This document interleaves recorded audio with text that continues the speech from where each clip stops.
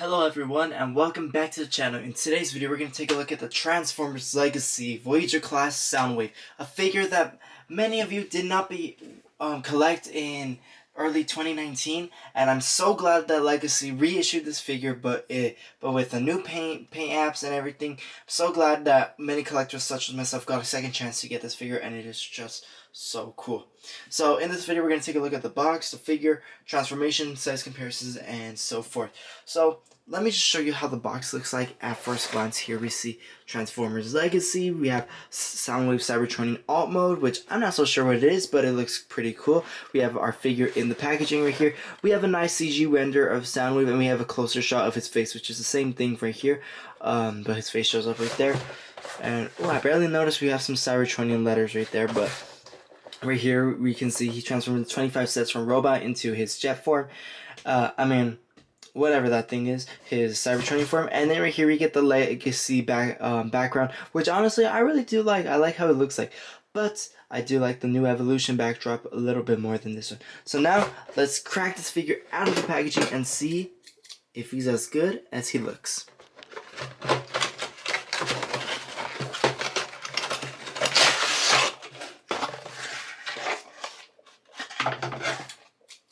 We have Soundwave out of the packaging, and oh my goodness, I cannot say I have not seen a better figure. This figure has so much on him, so much detailing. Not the battle damage that we got in the original, but we can just see how much detailing this figure has, from the Decepticon insignia to the little dots on his legs and all the mechanical detailing, which I'll go over in a bit. First, I did want to show you the accessories. So he comes with 3 accessories, one being his blaster, his missile, his supposedly missile launcher, but it's just his blaster. Right here, here's his Gatling gun blaster that goes on his shoulder, and his regular blaster. So he does have a fair amount of accessories. Now let's take a look at the detailing. Having the figure in for a closer look, we can see there is a crap ton of detailing on this figure. I mean, just look at them legs, look at those arms, just look at everything on this figure. It's just so full. We can see some nice detailing on the legs, the upper part of his sides, the arms, the shoulders, everywhere. These little pegs right here are mostly blast effect pegs, so you can attach any blast effect that you have. And this figure's back actually looks pretty nice. There's no kibble except this, but I'm pretty sure that looks really nice to the design. Honestly, it gives this character so much life, and it just looks so detailed. And I did notice a small detail that on his left hand, or on our side it looks like the right, if you do in fact put his hand like this and then make it look like it's touching the button, and he does have that little button effect right there that launches his little minions, Ravage, Laserbeak, Rumble, and so forth. So yeah, that's basically the figure's detailing. If we take a look at the top, his head has this transparent yellow piece of plastic that when light shines right through it, we can see his eyes glowing, and looks like this character actually did come to life. So yeah, that looks good. As far as his size goes, let's see how he compares next to other Transformers. We have Soundwave compared next to Earthrise / Kingdom G1 Optimus Prime, Earthrise / Studio Series Starscream, Legacy / Kingdom leader class Galvatron, and I know the blaster did get in the way, so just moving the blaster to the side like that, we can see how Soundwave stacks up to Galvatron, and Galvatron is in fact really big. And what type of review would this be if there wasn't a Soundwave comparison? So here I have the Bumblebee movie Soundwave, the Core Class Kingdom / Legacy Soundwave, and the Studio Series 51 Soundwave. And we can see that mostly on the Bumblebee version and the Core Class, how it borrowed aspects of the original G1 design in the center right here, and well as the Bayverse version of Soundwave didn't really borrow that much. In fact, it didn't borrow anything, probably just the name. But other than that, we can see that the color matching, there's a lot of color matching with the blue with white and also we see the blue with gray here. We can see that there's a lot of color matching and detailing how the designs go, how we've gone from G1 to our movie version and our past movie version, and even the small version, even though it's small, it packed a lot of detail, and it's actually as accurate as this big one. And one thing I did notice that I don't like about this new one is that the fact it has yellow eyes. I really wish they would have had red transparent piece of plastic because Soundwave is a Decepticon after all. He should have red eyes. I'm not so sure why it's yellow. I don't have any issue with that, but I would have preferred red eyes. And for those wondering if he is compatible with the Studio Series Rumble, and yes, he is. Rumble, Ravage, Laserbeak, and Frenzy are all compatible with this figure. So you're just going to get your small cartridge, put it inside, and there you have Rumble. You have Rumble ready for battle inside Soundwave, and I cannot wait till Studio Series releases a figure of this one, like a sound booth version of him. That would be so sick, honestly. And it would come packaged with probably Frenzy, Laserbeak, or Ravage. It would be just so sick if we saw that in Studio Series. I really hope we do, and I really hope that we get this guy in Studio Series. But like a whole different sculpt, everything. I want to see something different done to this figure. And I'm not saying that this figure's bad, but like I just wouldn't want two Soundwaves that look exactly the same in the collection. I want some difference in the collection. So yeah. So now let's take a look at transformation. Right before transformation, I did want to show you some really cool ways you could combine these weapons. So I was looking at the instructions right now, and I did notice that it does show you how to combine these weapons, and there is like a lot of info to that. So yeah, if you hadn't already known, this specific one, you could go inside, click, and you have it poking out right there, and you could just simply move it out like that. And this one has a joint right here, which can extend, making a bigger blaster, and also for the combined version. Whereas this one has no unique abilities like those. So yeah. So what you would have to do is you would essentially get probably something like this one, connect it in that slot, and then connect this piece right there, and you have this long bazooka kind of gun, or you could create a double gun you could create a double gun like this, but you have this crazy looking bazooka type of gun that you would attach on Soundwave, which I'll show you. Insert it right here in this middle port right here, down right here, just straighten his arm out, put it right there, and there you have this cool looking bazooka type of gun that Soundwave would have. I'm not so sure if he ever had this in G1, but it's just really great to see. Also, right before transformation, here is one more articulation joint that I did forget to mention. He has full 360 range articulation, and it's just amazing. And we have this gimmick right here to unleash the little guy. Now, if you haven't done so already, I recommend removing all accessories. Just familiarize yourself with the figure. Now, before we transform it, let's go over the articulation. He has a swivel joint right here, hinge joint right here, a swivel on the bicep, double hinge joint on the elbow. He has no wrist rotation, unfortunately. Missed opportunity right there. They could have done that. Same thing applies to this arm. His leg rotation, he could do the splits, 90-degree bend right there. Probably almost 90-degree bend at the leg and the leg past 90. If you're going all the way around, he has a 90-degree bend right there at the knee right here. Barely that much articulation, and the foot has some articulated. So yeah, this figure is basically made for like durability. Honestly, this figure is just so amazing how it's built. So now, for transformation, the first thing you're going to have to do is you're going to have to push the arms in, like so. You do the same thing on this side, push the arms in. After that, you're going to unattach this whole region right here. Unattach that and leaving that exposed, including this as well. You're going to get Soundwave's head straightened out if you haven't done so, and then tuck it inside right there. Just tuck it inside. Just like that. So once we have that, you're then going to move this whole region up, like so, now that it's floating, and we get him in this sort of position. Now you're going to put your attention toward the legs right here, right there, making them face, and then you're going to unroll these pieces right there, like so. And then after that, you're gonna insert the legs inside right there, just like that, and have this covered right there.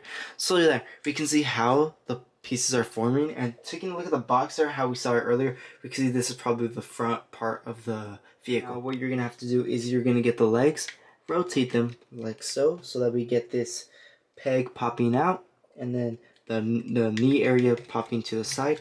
So we do that, and then we connect both halves together. So you're just gonna connect them together like that, and we get this really cool, nice unison between the legs. Then you're gonna rotate the arm like so, rotate that arm like so. After that, you're gonna then get this region right here, get these two pieces, make sure they cover his buttocks right there, like that. And oh my god, look at all that silver paint, all that detailing. Oh, that just looks amazing, including this. I believe this is the cockpit of his Cybertronian mode. Honestly, I'm starting to see what he is now. He's some sort of jet, but honestly, these Cybertronian models are so weird that even I don't know what he is. After that, you're gonna then get these pieces right here, rotate them out like so. Like the, oops, I did disconnect that. No biggie, just reconnect it right here.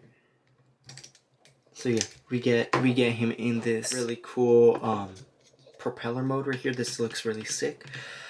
We can see we get him in that mode. Then you're gonna put your attention toward this area, and then you're gonna rotate the arms upward like so, and then disengage them from these tabs right there.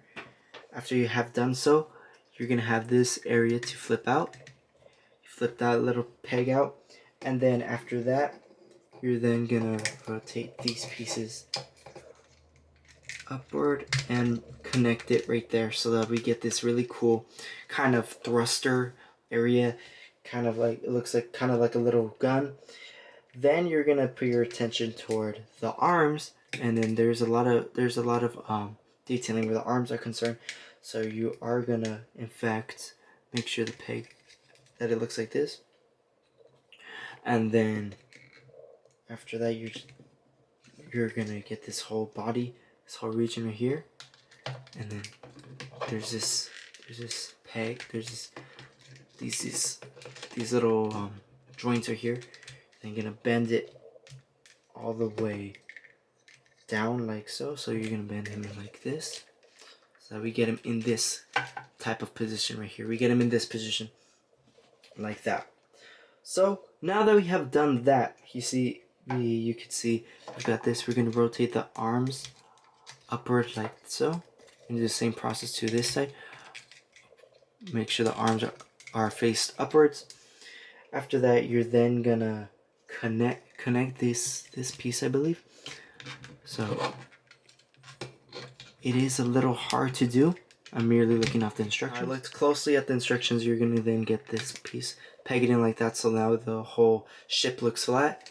And then rotate this piece right there. Make sure they do click on their little corresponding tabs right there. And then after that, you're gonna then put your attention toward. I'm sorry. You do not attach these pieces. My bad. I was looking at the instructions.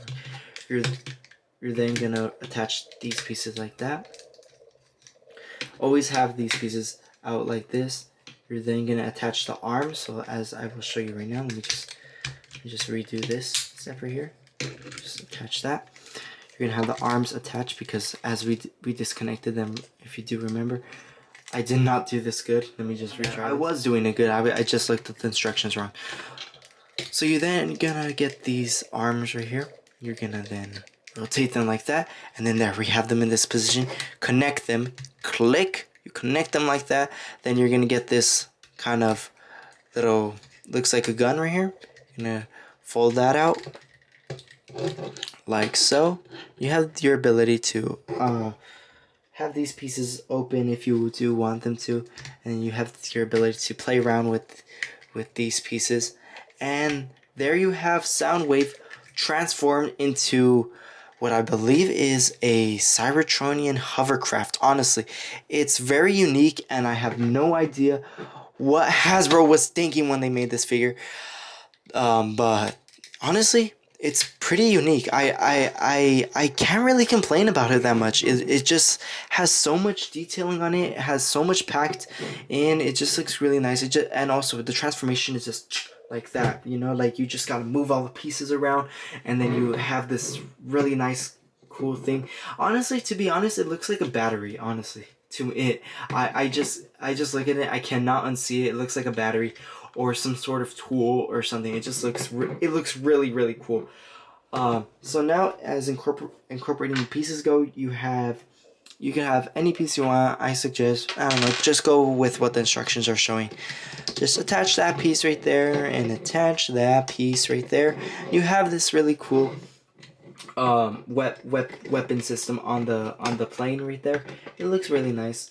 Honestly, I could just imagine Soundwave probably in Cybertron looking goofy in this alt mode, or probably because Soundwave was a satellite in the Bayverse films, maybe he's spying on the Autobots with this mode. Honestly, it looks pretty cool, not lying. And now, as far as accessories go, this accessory you could put it anywhere you want. I'm honestly just gonna keep it to the side. So yeah, that is Soundwave Transform. I'm not gonna bring in any other things for comparison because honestly, why should I? It might just look kind of weird, but yeah, there is Soundwave fully transformed. Now let me give you my final thoughts of this figure. Some final thoughts about the Transformers Legacy / Siege Soundwave. Honestly, there is a lot of missed opportunities they could have had with this figure. It being a Voyager, and it feels really nice. Honestly, I really do like the figure. It's amazing. But I really feel like they could have added maybe another tiny little cartridge Decepticon Ravage, Laserbeak, Rumble issue as Frenzy, I don't know. But it would have just been a little bit more exciting if we got that. Also, this is just a reissue of the 2019 mold that got sold out in 2019 when Netflix War for Cybertron was out and the Siege chapter was out. So yeah, I really do like that they reissued it for those collectors like me who did not get the figure, but I just feel like there was so much missed opportunity. They could have just revamped this figure. They could have given it probably wrist articulation, probably like I said, another little minifig. But honestly, it's a really nice figure. I'd say this figure is probably an 8 out of 10. Really decent figure. Love to see it, how it looks like in the collection. It looks amazing next to characters like Optimus Prime, Galvatron, Starscream, etc. It just looks really cool, and I cannot wait to get my hands on Legacy Blitzwing pretty soon. So yeah, that about concludes my video. Thank you for watching. Please subscribe, leave a nice comment, and I'll see you at our next review. Thank you all for watching. Goodbye.